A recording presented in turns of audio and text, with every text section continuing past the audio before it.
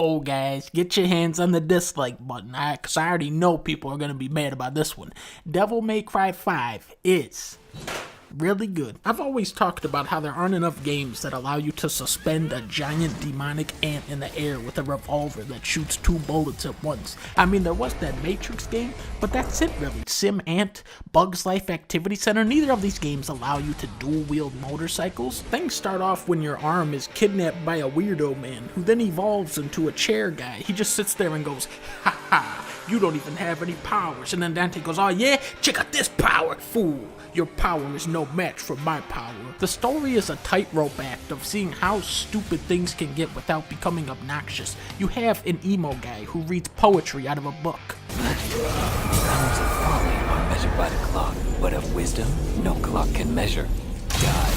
But he's offset by a funny talking chicken who can electrocute stuff. The main villain isn't super menacing, the battle themes can wear out their welcome, there's a few rough difficulty spikes where bosses can deal absurd amounts of damage, but honestly, there isn't much to complain about here. The cutscenes are snappy and to the point, there are no horrible gimmick levels except for this guy who sucks ass. It's a game that knows exactly what it is and plays very well to the strength of its combat. The true goal of Devil May Cry is not to simply overcome your enemies, but rather to whoop their ass in the most over-the-top, insane bullshit way possible. Over the campaign, you'll switch between 3 characters, Zero with about 10 interchangeable arms, Poetry Guy who controls a bird, a panther, and a golem simultaneously, and Dante, who has 4 ranged weapons, 4 melee weapons, one of which has 2 different modes, each weapon with varying moves depending on which of your 4 styles we're in, and all of this can be swapped mid-combo. It's very easy. The amount of tools at your disposal can be intimidating, but it doesn't take much to start stringing together some cool combos. Enemies are not ludicrously tough either,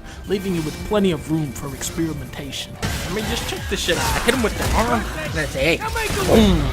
I don't even know what I'm doing. Now I'm this guy. Now with this guy, you want to knock him up there, and they say, yeah. And then what? It was the worst of times, it was the best of times. Now with Dante, the name of the game is to keep the guy up in the air for as long as possible. I mean, this guy, he's been up here, what, 7 minutes? I'm starting to get hungry.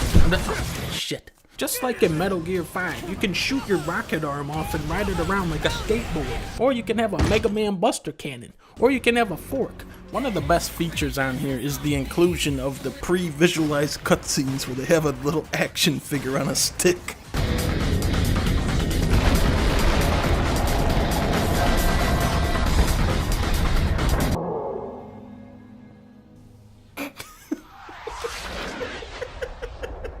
This is where I learned that to pre-visualize the chicken, they just had a dude stand on a ladder and flap his arms around with a cape on.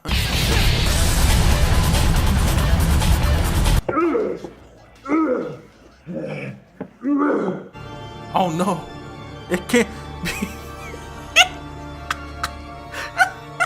DMC5 is unrelenting in its pacing, refusing to settle into a repetitious groove. The combat is so naturalistic, so easy to pick up, and at the same time, very deep and expressive, begging the player to come back and do it all over again. I give this game a 4 out of 5, 100 out of 5, $100 bill, 100.